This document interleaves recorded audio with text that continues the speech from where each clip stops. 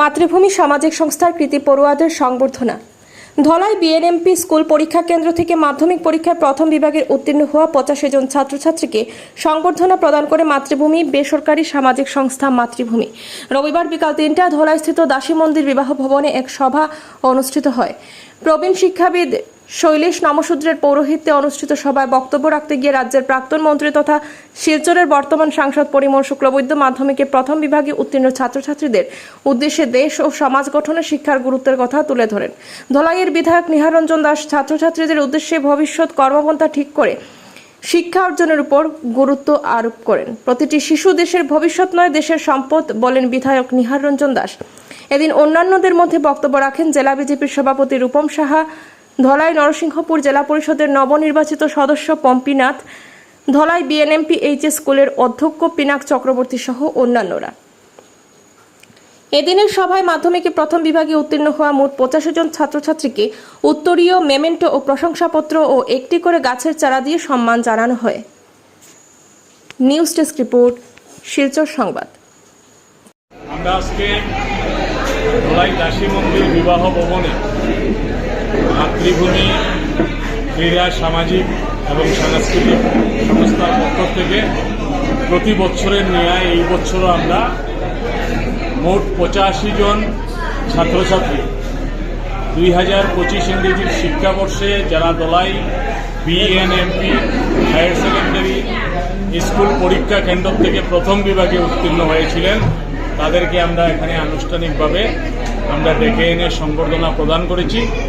আজকের অনুষ্ঠানে তাদেরকে আশীর্বাদ দেওয়ার জন্য, তাদেরকে পরামর্শ দেওয়ার জন্য এই অঞ্চলের বিভিন্ন স্কুলের স্কুল প্রধানরা উপস্থিত ছিলেন এই অঞ্চলের শিক্ষা জগতের বিশিষ্ট ব্যক্তিরা, রাজনৈতিক জগতের বিশিষ্ট ব্যক্তিরা, আমাদের মাননীয় সাংসদ শ্রদ্ধেয় পরিমল শুক্লবৈদ্য মহাশয়, বিধায়ক শ্রদ্ধেয় নিহারঞ্জন দাস মহাশয় এবং ভারতীয় জনতা পার্টির কাছাড় জেলা কমিটির সম্মানিত সভাপতি রূপম সাহা মহাশয় এখানে উপস্থিত হয়েছিলেন।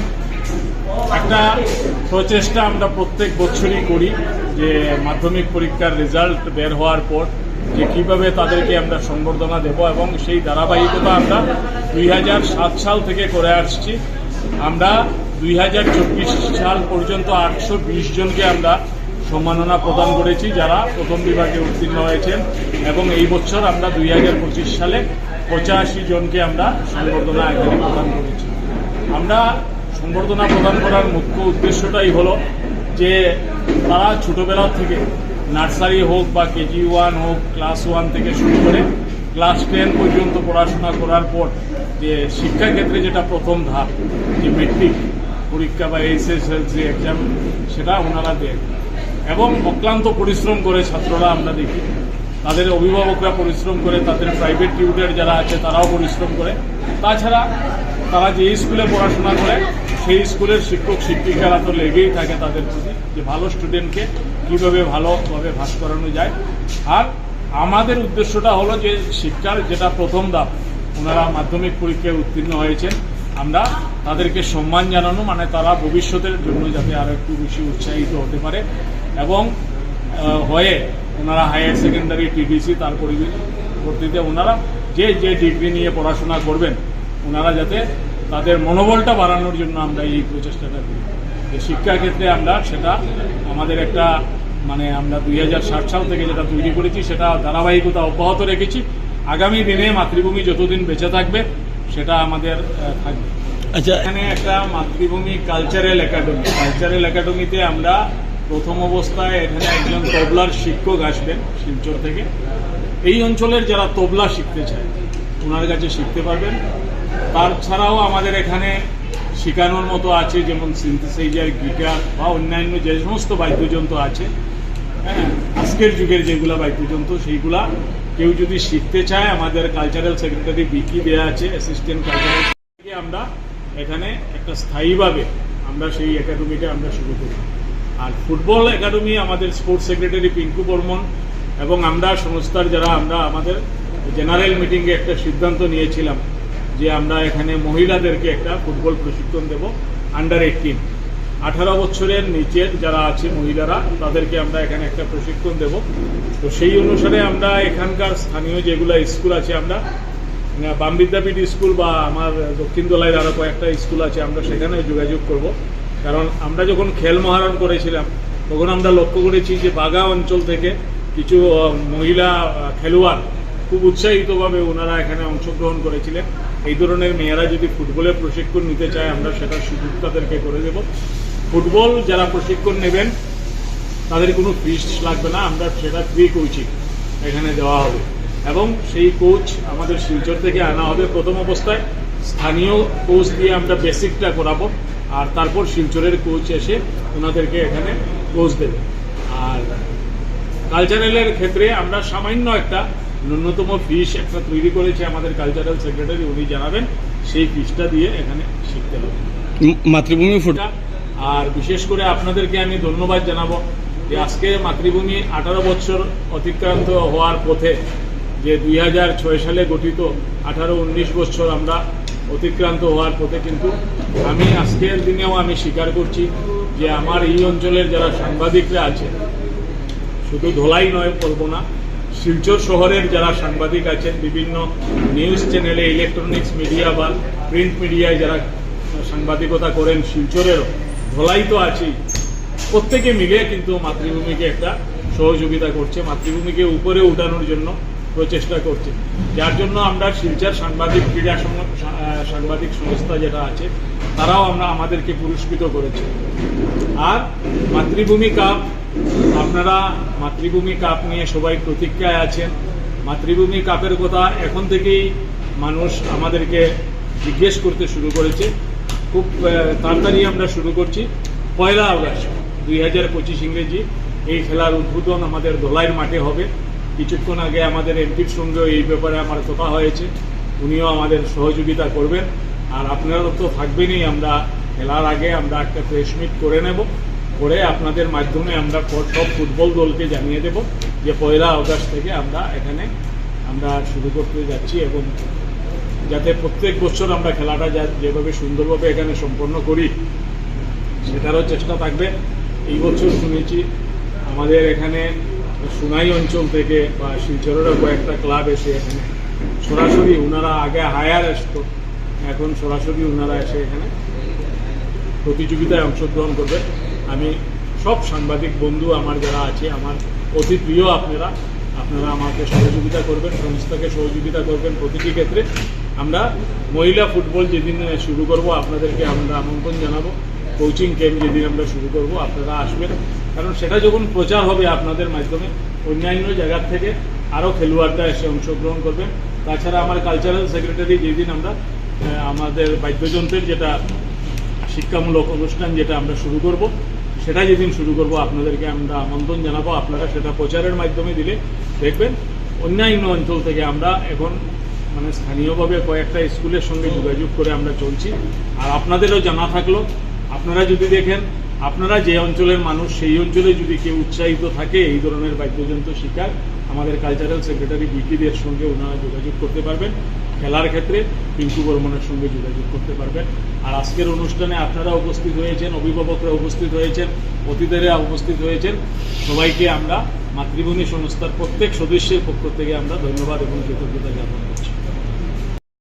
তাদেরকে সংবর্ধনা দেওয়া হবে, সংবর্ধনা দেওয়া, উৎসাহ দেওয়া, তারা যাতে ভবিষ্যতে একটা ঠিক দিশায় এগিয়ে যেতে পারে। এখানে অনেকে বক্তব্য রাখবেন।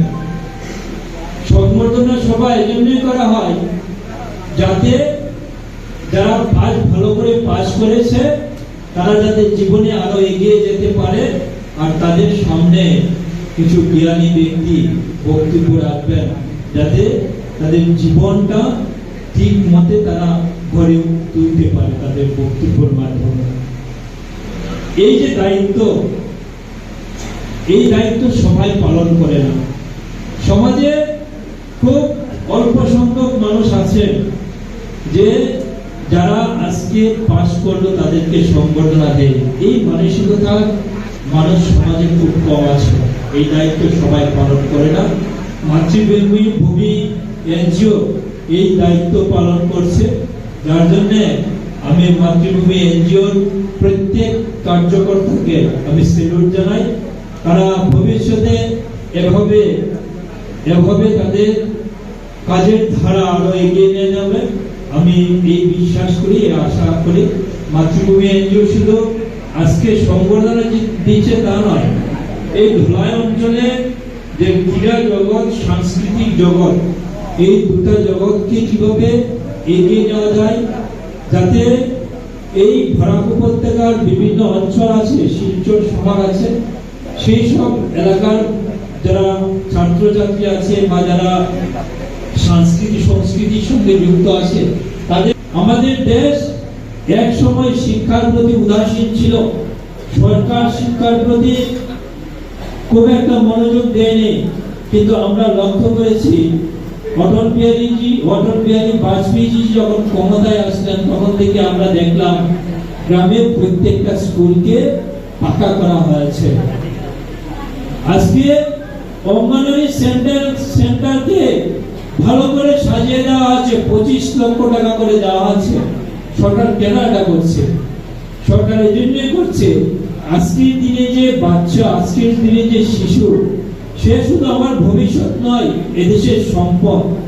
প্রত্যেকটা শিশু, প্রত্যেকটা সন্তান এদেশের সম্পদ। এই অধিকার অর্থে দেশপ্রেমী যারা সমাজকে ভালোবাসেন, এ ধরনের অনেক এনজিও আছে যারা নিজে থেকে আরো উৎসাহ দিচ্ছে, এটা খুব ভালো লক্ষণ। আমার বিশ্বাস আজকে মাতৃভূমি যেভাবে আয়োজন করেছে, সেভাবে আরো যে এনজিও গুলো আছে তারাও সেই দায়িত্ব পালন করবে।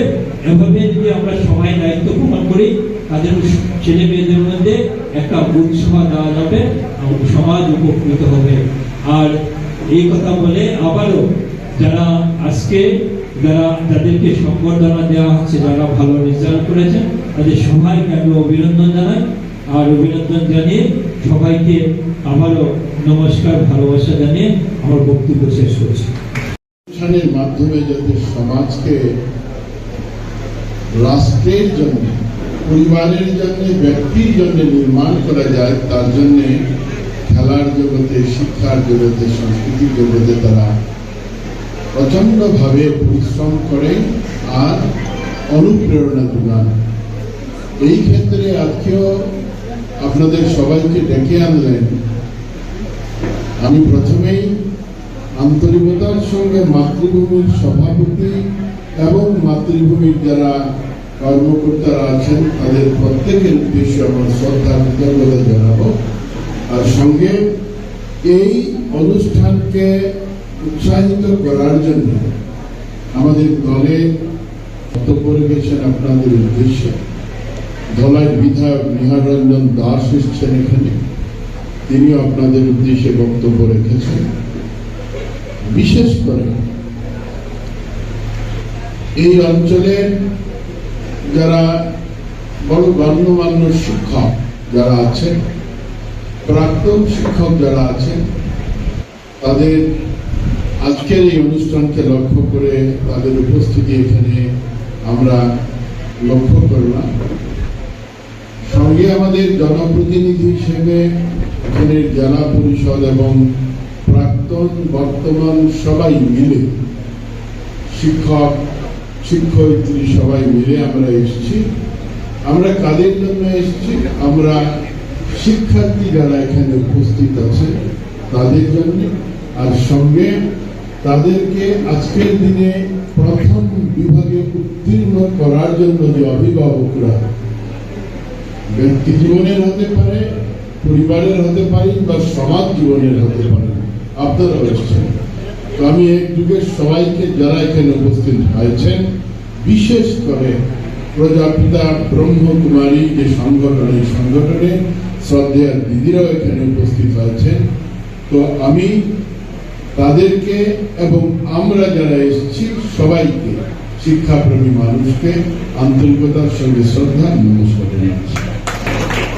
সভাপতি আমার হাতে তুলে দিয়েছেন, তো দু একটা কথা আমাকে বলতে হবে।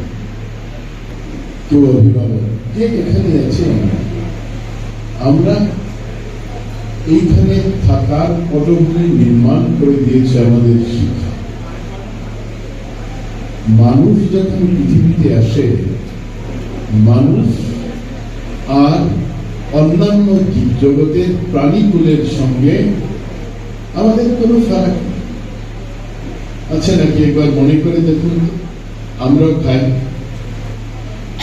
আর হাতিও খায়, সিংহও খায়, আমরা শ্বাস নিই, হাতিও শ্বাস নেই। আমরা মানব সমাজে প্রজনন আছে বলেই মানব সমাজ বৃদ্ধি হয়েছে, যে আমরা বলি এত কোটি মানুষ আমরা ঠিক তেমনি করে সিংহ, বাঘ, গরু, মহিষ সবাই, যার জন্যে তারা আমাদের থেকে উপরে। হাতির ওজন তো আমার থেকে বেশি, সে তো শ্রেষ্ঠ হতে পারে না। তো আমার থেকে সিংহের বেশি, বাঘের বেশি, সে তো শ্রেষ্ঠ হতে পারে না, কারণ তার শিক্ষা নেই, সে স্কুলে যায়নি। সে তার মেধাকে সঠিকভাবে ব্যবহার করতে পারেনি, কারণ আমাদের প্রিন্সিপালের মতো শিক্ষক তাদের সমাজে নেই। কি বলেন স্যার? একটা সময়ে শিক্ষা ব্যবস্থায় অত গুরুত্ব দেওয়া হয়নি। তিনি সঠিক বলেছেন, কিন্তু কোন সময়টার কথা বলেছেন? বলেছেন তিনি স্বাধীনতার পরের কথাটা যে সরকার বলেছেন। আপনারা ভাববেন না যে তিনি এই কথাটা বলেছেন যে ভারতবর্ষ শিক্ষার দিকে কোনো সময় নজর দেয়নি। সমগ্র বিশ্বের মধ্যে ভারতবর্ষ প্রথম রাষ্ট্র, যে রাষ্ট্র শিক্ষাকে গুরুত্ব দিয়েছে, আর শিক্ষাকে গুরুত্ব দিয়েছিল বলেই গীতার মতো, উপনিষদের মতো, রামায়ণের মতো, মহাভারতের মতো শ্রেষ্ঠ গ্রন্থ এখান থেকে রচিত হয়েছে। নালন্দার মতো বিশ্ববিদ্যালয়, তক্ষশিলার মতো বিশ্ববিদ্যালয়, যে বিশ্ববিদ্যালয়গুলো সমগ্র বিশ্বকে জ্ঞানের আলো দিয়েছে। এখানে অনেক আছেন, আমার সভাপতি বলেছেন সঠিকভাবে যে না, এক সময় গ্রামের সবচেয়ে বাজে ঘর মানে ভাঙ্গা ঘরগুলো মানে স্কুল ঘর। ভালো হওয়া কখন আরম্ভ হয়েছে? সিআরসির কথা তিনি বলেছেন। সিআরসি কখন আরম্ভ হয়েছে? সর্বশিক্ষার মাধ্যমে। এখানে শিক্ষক মহাশয়রা বসে আছে, আপনাদের জানা আছে, আমাদের জানা আছে। Stand on his own feet. প্রথম চরিত্র চাই, চরিত্র হলেই তার মেধা বাড়বে, আর মেধা বাড়ার সঙ্গে সঙ্গে মনের বল বাড়বে এবং সে নিজের পায়ে দাঁড়াতে শিখবে। আজকের যে অপারেশন সিন্দুর নিজের পায়ে কি করে দাঁড়ালো এজন্যে যে ভারতবর্ষ আজকের দিনে যে সরকার, এই সরকার প্রকৃত শিক্ষায় শিক্ষিত করার জন্য বৈজ্ঞানিককে, শিক্ষার্থীকে প্রয়াস করে যাচ্ছে। নিজের জন্য, নিজের দেশের জন্য চিন্তা করো, জন্য চিন্তা করো, ভাবো। Make in India, stand up India, বিভিন্ন ধরনের যে মেক ইন ইন্ডিয়া মানে কি? ইন্ডিয়া যা হবে, স্ট্যান্ড আপ ইন্ডিয়া মানে ইন্ডিয়া উঠে দাঁড়াও। ওইখানে তো বলা হয়েছে শিক্ষার ক্ষেত্রে নিজের পায়ে দাঁড়ানোর কথা আজকের কথা নয়, ৬০০ বছর আগের কথা। কাজে এই ক্ষেত্রে প্রকৃত শিক্ষা যদি আপনি দেখেন, এই যে আমরা ৮৫ জন শিক্ষার্থীকে নিয়ে এলাম এখানে, তারা ফার্স্ট ডিভিশনে পাস করেছে। যার জন্য 570 ছিল আপনার পরীক্ষার্থীর সংখ্যা, অনেকেই পাস করেছে। মোবাইল নিয়ে খালি আন্দো ডিভাইডে করিও না, আন্দো মোটরসাইকেলের বিষয়ে উঠিয়া বেজার দৌড় মারিও না, ঠিক কিনা? এখন চরিত্র হয়েছে, যার জন্য ফার্স্ট হয়েছে। প্রত্যেক মানুষের মেধা সমান, স্পেশালি চাইল্ড লক্ষর মধ্যে একজন হয় বা কোটিতে একজন হয় যারা ফিজিক্যালি হয়তো ডেভেলপ নয়,